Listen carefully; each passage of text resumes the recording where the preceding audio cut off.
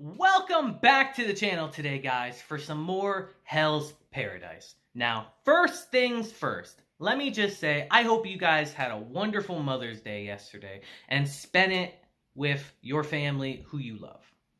But today, we're going to talk about some Hell's Paradise. And I told y'all last week that things were going to start to get a little wild from here on out. And I would definitely say this episode was a bit wild. In this episode, we really start to peel back the layers and uncover bits and pieces about this island as we start to discover the real Shinsenkyo. Things are only going to get more wild from here, guys. Trust me on that. So without further ado, let's just get straight into it and talk about Hell's Paradise, episode 7 today. So our episode begins immediately where our last one left off as we see Chobe and Toma stumbling across these two women on this mysterious island. And the very first thing they say is, "What are humans doing here?" As Chobe tells them, "You make it sound like you're not humans." And if one of the women right here turning into a man does not answer that question, I don't know anything that will. Shit is getting wild as Tobe and Chobe prepare for a fight. And it's here as we transition back to Gabimaru and everyone looking down upon this village. We see that they are silently being watched from the shadows. But it's here, having incredible senses, Gabimaru instantly notices that they're there as they run off and he chases them down. And upon catching them and pulling their hood back, we see that it is actually a female child. But in Gabimaru's shock, before he can ask any questions, he literally gets attacked by Groot right here. And as everyone else catches up, Yuzuriha says, "What is this bonsai creature we're looking at right now?" And it's here while they're distracted, that girl takes this moment to run off again, as Gabimaru says, "That girl might be our only lead on this island. We have to go after her." As he ends up sending Groot flying and tells them, "Alright, you guys handle him. I'm going after the girl." And naturally, we see Sagiri following him because she can't leave him unattended. Technically. And it's here as we see Yuzuriha and Kenta facing off against Groot. She immediately throws off Kenta's glasses and says, "I don't want to show my abilities to you of all people." As she drinks this special liquid that she carries on her and says, "I want to test myself against a low-level enemy while I have the chance. I need to know if my ninjutsu works against monsters." And yes, guys, I saw this scene everywhere. There's not much to... It's pretty wild, let's just say that. Let's leave it at that. It's kind of a wild scene, frankly. They knew what they were doing. But I will add one thing. They don't really get into Yuzuriha's ability in this episode. But let me tell you guys, it's actually very, very strong. We'll talk about it at a later date. But just know that for right now. And it's here as we transition back to our chase. We see Gabimaru catches up with the kid as he tells her, "You seem real accustomed to these woods." But it's here in this moment as he grabs her, she's able to flip his entire body over. And he is shocked, to say the least, as he says, she shouldn't have been able to pull that off with the slender arms of a child. Something's clearly wrong here. And as Sagiri catches up to them, she tells the girl, "We have no intention of harming you. We just want to ask you some questions." And upon hearing that, the girl does stop, but then suddenly tries to attack Sagiri, as Gabimaru has to jump in the way and block her hit. But the second he does, he realizes something's off as he says, "This strength is something other than simple brute strength." As we see, he takes a lot of damage from this hit, even though he blocked it. As he says, "We've found too many incomprehensible things since arriving on this island." That's an understatement. "This was supposed to be a simple job." As Gabimaru says, "I don't know if you're human or not, but you look like a young girl. If possible, I would like to go easy on you. But I'm desperate to you now, and I just might forget to do that. Playtime is over. As we see Gabimaru actually take the vines from the area and string this girl up in the tree. As he tells her, I'm just looking for the elixir of life. Don't force me to do anything else. And upon seeing that, the girl instantly starts crying, bawling her eyes out, like, damn. As they're just like, wait a minute, she's crying right now? What's going on? And as we see them cut the girl down, we see Mama Sagiri come in and try to calm her down as best she can. As Gabimaru says, now that I get a better look at her, she really is an ordinary child. And it's here as the two reunite with Yuzuriha and Senta. They all try to figure out what to do from this point. But it's in this moment Groot talks as he says, please return her to me. As he tells them, I'll take you to the village. I'll tell you about the elixir. As we see that they agree to go to the village with them because they need information above anything else right now. They have nothing to lose. And as they're following Groot back to their village, Sagiri asks Gabimaru, is it really safe for us to trust someone we know nothing about? As Gabimaru tells her, it doesn't matter who someone is, as long as they know about the elixir. If they try anything, we'll just take them down.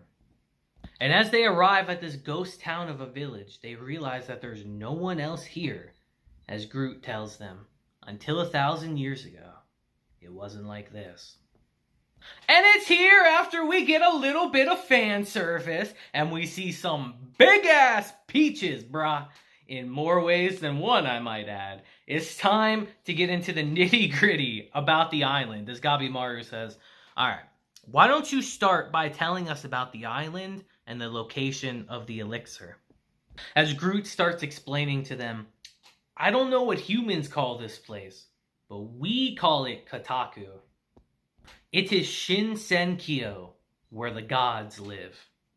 As Sagiri says, this place is quite different from the gods in Shinsenkyo we've heard about. As Gabimaru asks him, does the elixir of life really exist? As he tells them, of course it does. The legend has been passed down since ancient times. In the legend, we call it Tan, the source of eternal life, the elixir. As Gabimaru asks him flat out, where is it? And it's here we see Groot start breaking down how the island is formatted and the layout of it all. As he says, the island is divided into 3 regions. The shore and woods area are Ishuru. This village we're in now is located in a region called Hojo. And Tan, the elixir, is located in Horai, within the mists at the center of the island. But Gabimaru, quite rightly so, is not convinced right away as he says, have you ever seen the actual elixir? But before that, do you have any proof that this isn't made up? As Groot tells them, you'll meet them eventually. And once you do, you won't be able to doubt what I told you. Not once you meet the Tenzin. They are never dying, never aging, eternally beautiful, perfect beings. You all probably fought off Soshin on your way here, but the Tenzin are on another level. Nothing stands a chance against them. As Groot continues and says, I know you found it strange that I so meekly welcomed you and told you what I knew. But it's the least I can do for you. After all, this will likely be your last request. All humans who arrive on the island die eventually. The Tenzin don't allow anyone to leave. And upon hearing this, they are immediately on edge, as Yuzuriha says, are you fooling us after all? As Groot tells them, I feel neither affection nor animosity towards you. I simply told you the truth. The Tenzin kill everyone who trespass upon the island. And it's here Gabimaru asks the most important question as he says, who are the Tenzin exactly? As Groot tells them, the most important beings on this island. They command the Soshin and punish the guilty, especially those who come to this island. But don't worry, those who are punished don't simply die. They are reborn as beautiful flowers. They are released from their sin and wordlessness to achieve eternal bliss. And it's here we see that Chobei and Toma are in a little bit of trouble right now, to say the least. And as we transition back to Groot, he tells them, lives that have been transformed into flowers become the source of Tan, the elixir. As he ends up showing them that he himself has received one of the elixir's blessings as his arm regenerates after he tears it off. And tells them, whether you believe it or not, this place is Shinsenkyo. The fate of humans who enter here is up to the gods. Leaving this island won't be easy. And it's here as we transition to Gabimaru going to clean himself up while they have a moment of rest. And naturally Sagiri following him. He tells her, so this island has 3 layers, huh? The elixir is in Horai, the central layer. And the elixir is guarded by the Tenzin. Sure, we gain new information, but it all feels fragmentary, incomplete.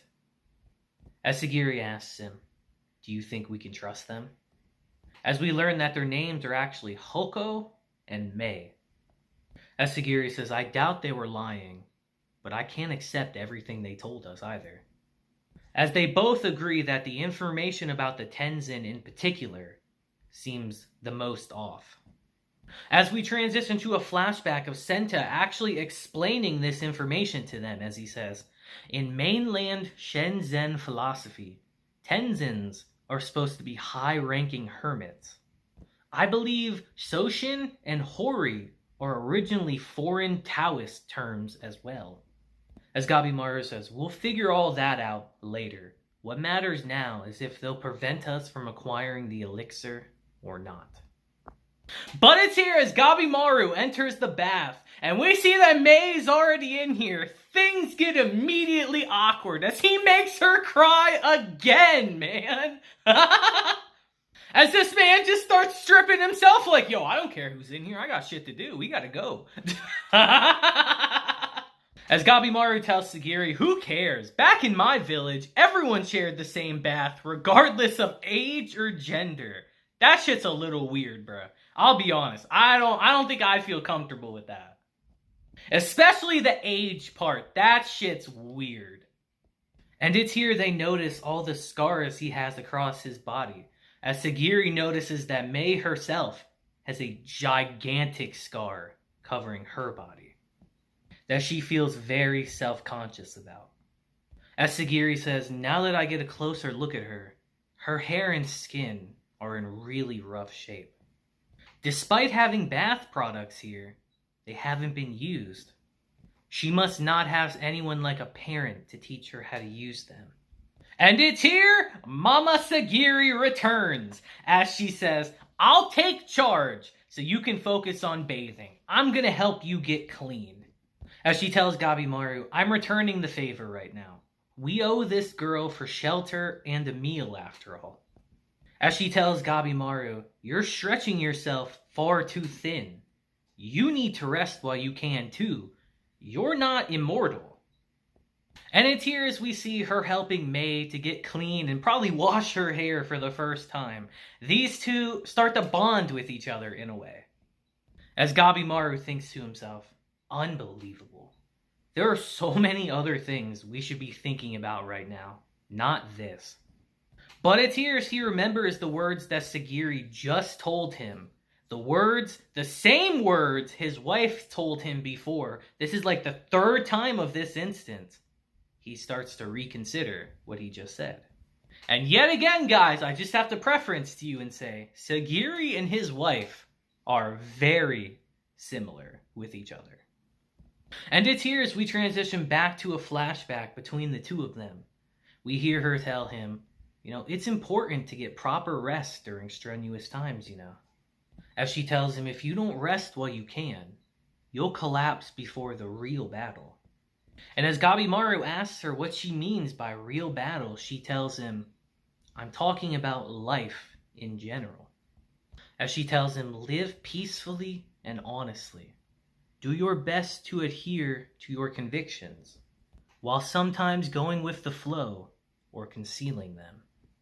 But no matter what, never let go. Not even the battle of Kawana-Kajima compares to the long, long battle of life. You might be the general here, but I'm the strategist. And it's my strategic advice that you should rest as well. And it's here right before leaving the bath. Gabimaru asks her, as the general, can I issue some strategic orders as well? As she says, go right ahead. And he tells her, don't hide your scar behind your hair. I know you must have your reasons, but I don't mind it at all. You don't have to do that with me. As we see that these words very deeply touched her. And I absolutely love their relationship in this series, guys. It's so legitimately wholesome that it just puts the biggest smile on my face ever. It's honestly fantastic. And it's here as we transition back to the present. After remembering that, he tells Mei, hey, if you're embarrassed by your scars, then don't be.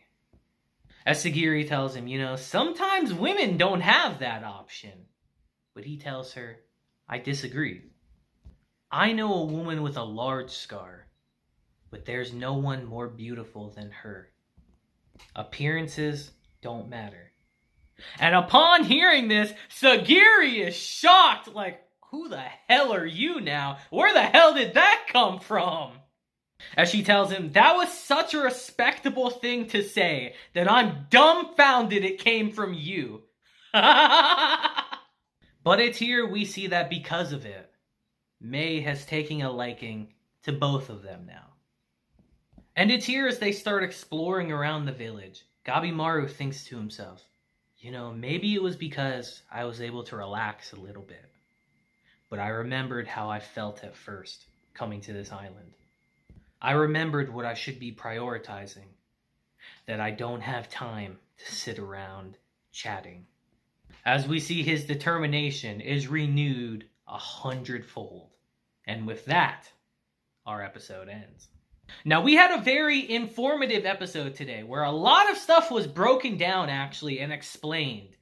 But there's still a lot we don't know. And even with the information we did get, it's all fragmented and all over the place. There's holes in it everywhere. But this is a start. And like I said, we're only going to get crazier, guys. So buckle up for that. But again, just a really good episode, breaking stuff down. I hope you guys can kind of understand, like, this story isn't just going to be about the elixir. We're going to start getting a lot of different factors playing in. So I hope you guys are excited for that. But yeah, let me know your thoughts on this episode down below, because it was a nice info dump of an episode. But every once in a while, we need those. So, until next time, guys, I hope you guys have a great day, week, month, and year. And until then, deuces, have a blessed day, and I'll see you guys next time.